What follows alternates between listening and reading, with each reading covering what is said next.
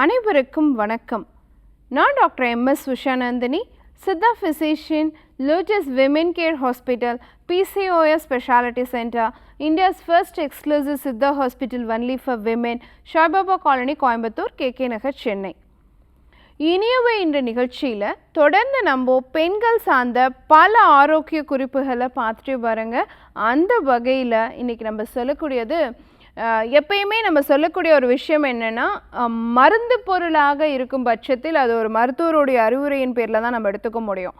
ஆனால் சித்தர்களுடைய கூற்று என்ன அப்படின்னு சொல்லி பார்த்தீங்கன்னா, உணவே மருந்து அப்படிங்கிறதான். இன்றைக்கி காலகட்டத்தில் நிறைய பேர் மருந்தை மட்டுமே உணவாக எடுத்துக்கிட்டு இருக்கோம். ஆனால் சித்த மருத்துவத்தினுடைய அடிப்படை தத்துவமே உணவே மருந்து அப்படிங்கிறது தான். ஸோ நம்ம வீட்டில் இருக்கக்கூடிய சின்ன சின்ன உணவுப் பொருட்களும் மருந்தாக மாறும் அப்படிங்கிறது தான் நம்ம சித்தர்கள் சொல்லியிருக்க விஷயம். அந்த வகையில் இன்றைக்கி தைராய்டு சார்ந்த ஹார்மோன் பிரச்சனை இருக்கக்கூடியவங்களுக்கு என்ன மாதிரியான சிம்டம்ஸ் இருக்கும், அதற்கான ஒரு எளிய தீர்வை பற்றி தான் இன்றைக்கி நம்ம பார்க்க போகிறோம். தைராய்டு அப்படிங்கிறது இருக்கா எனக்கு, அது அந்த மாதிரி தைராய்டு சுரப்பி சரியாக வேலை செய்யலைன்னா என் உடம்புல என்ன மாதிரியான அறிகுறிகள்லாம் தெரியும் அப்படின்னு சொல்லி பார்த்தீங்கன்னா, அதை எப்படி நீங்கள் தெரிஞ்சுக்கிறதுங்கிறத பற்றி நம்ம சொல்ல போகிறோம். ஸோ சின்ன சின்ன விஷயங்கள் தான். உங்கள் நெயில்ஸ் அடிக்கடி பிரேக் ஆகிட்டே இருக்குது, இந்த நீங்கள் சாதாரணமாக கையிலேயே உங்களால் கட் பண்ணி எடுக்க முடியுது, இல்லை உங்களை அறியாமல் பிரேக் ஆகுது அப்படின்னு சொன்னாலே நமக்கு அந்த மாதிரி பிரச்சனை இருக்கலாமோ, தைராய்டு ஹைப்போதைராய்டு மாதிரியான விஷயங்கள் இருக்கலாமா அப்படிங்கிறத நம்ம கவனித்து பார்க்கணும். அதே மாதிரி அடிக்கடி உங்கள் கை காலில் சில்லாக ஆகிடுது, உடம்பு எப்பயுமே எக்ஸ்ட்ரிமிட்டிஸ் மட்டும் சில்லாக இருக்குது, கை கால் மட்டும் சில்லுன்னு இருக்குது, கோல்டு ஃபீட்டு நம்ம சொல்கிறோம் இல்லையா. ஸோ அந்த மாதிரி இருந்தாலும் தைராய்டு சார்ந்த ஹார்மோன் பிரச்சனை இருக்கான்னு பார்க்கணும். தோல் வறட்சி ரொம்ப அதிகமாக இருக்குது, ட்ரைனஸ் ஆஃப் த ஸ்கின் ரொம்ப அதிகமாக இருக்குது அப்படின்னாலும் உங்களுக்கு தைராய்டு ஹார்மோன் பிரச்சனை இருக்கா அப்படிங்கிறத நம்ம பார்க்கணும். திடீர்னு ரொம்ப மறதி அதிகமாக இருக்குது, பிரெயின் ஃபாக், திடீர்னு அப்படியே பிரெயின் எம்டி ஆன மாதிரி ஃபீல் வருது அடிக்கடி அப்படின்னு சொன்னாலும் தைராய்டு ஹார்மோன் பிரச்சனை இருக்கா அப்படிங்கிறத பார்க்கணும். இப்போ உடம்புல நிறைய வலிகள் வரும், ஆனால் தைராய்டு சார்ந்த ஹார்மோன் பிரச்சனை இருக்கிறவங்களுக்கு இந்த பொடனின்னு சொல்லக்கூடிய கழுத்து வலி, தோள்பட்டை வலி, அதே மாதிரி கைலோடைய அந்த எல்போ ஜாயின்ஸில் வீக்கம் வலி, குதிகால் வலி, தொடை இடுக்குகளில் வலி, அடிக்கடி கேஸ்ட்ரிக் மாதிரியான பிரச்சனை, திடீர்னு செஸ்ட் பெயின் வர மாதிரி அளவுக்கு கேஸ்ட்ரிக் பெயின் இருக்கும், அடிக்கடி ஏப்ப விட்டுட்டே இருப்பாங்க. ஸோ இந்த மாதிரியான டைஜஷன் கம்ப்ளைண்ட்ஸ், மலச்சிக்கல் அதிகமாக இருக்கிறது, இது எல்லாமே தைராய்டு சார்ந்த பிரச்சனை இருக்கக்கூடியவங்க கிட்ட நம்ம பார்க்க முடியும். இதுவே பீரியட்ஸ் சம்மந்தமான பிரச்சனைன்னு எடுத்துக்கிட்டோன்னா, அந்த பீரியட்ஸுக்கு முன்னாடி இருக்கக்கூடிய அறிகுறிகளான PMS சிம்டம்ஸ் ரொம்ப அதிகமாக இருக்கும். பிரெஸ்ட் பெயின் அதிகமாக இருக்கிறது, கை கால்களில் நீர் கோத்த மாதிரியான சிம்டம்ஸ், இது எல்லாமே நம்மளால் பார்க்க முடியும். பீரியட்ஸ் ரொம்ப இர்ரெகுலராக இருக்கும், 3-4 months ஸ்கிப் ஆகும், ஃப்ளோ ரொம்ப கம்மியாக இருக்கும். இல்லை சில பேருக்கு பார்த்திங்கன்னா இந்த திக்னஸ் ரொம்ப அதிகமாகிட்டு ஃப்ளோ 20-25 நாளைக்கு நிற்காமல் போகிறதுக்கான வாய்ப்பும் இருக்குது. கருத்தரிக்கிறதுக்கான வாய்ப்பும் ரொம்ப தள்ளிக்கிட்டே போகும். இது எல்லாமும் நம்ம பார்க்க முடியும். திடீர்னு உடல் எடை ரொம்ப அதிகமாகுது, திடீர்னு உடல் எடை ரொம்ப இழைக்குது, இந்த மாதிரியான விஷயங்களையும் நம்ம பார்க்க முடியும். கல்லீரல் சார்ந்த பிரச்சனை கண்டிப்பாக தைராய்டு சார்ந்த பிரச்சனை இருக்கக்கூடியவங்க கிட்ட நம்ம பார்க்க முடியும். அடிக்கடி பித்தநீர் கற்கள் ஃபார்ம் ஆகிறதையும் நம்மளால் பார்க்க முடியும்.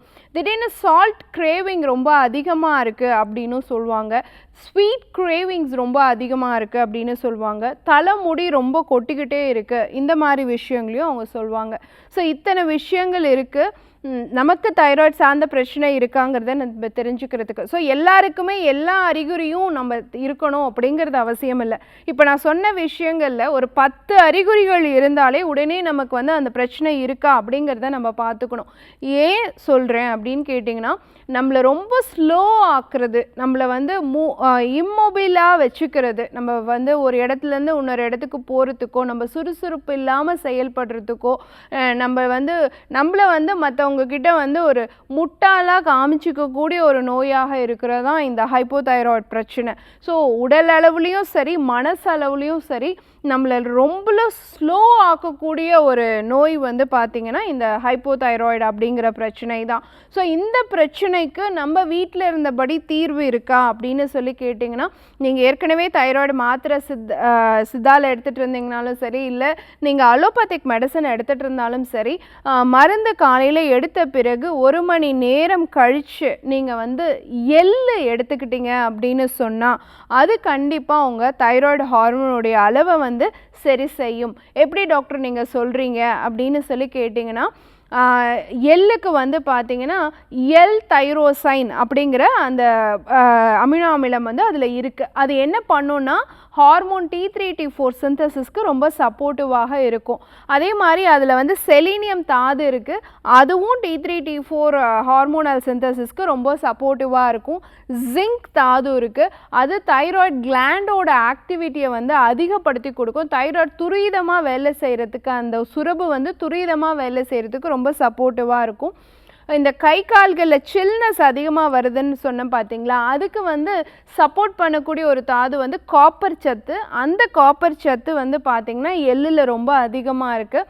தைராய்டு ஹார்மோன் பிரச்சனை இருக்கிறவங்களுக்கு எல்லாத்துக்குமே இந்த அயோடின் அப்சார்ப்ஷன் கெப்பாசிட்டி வந்து கம்மியாக இருக்கும், உறிஞ்சக்கூடிய தன்மை வந்து ரொம்ப கம்மியாக இருக்கும்.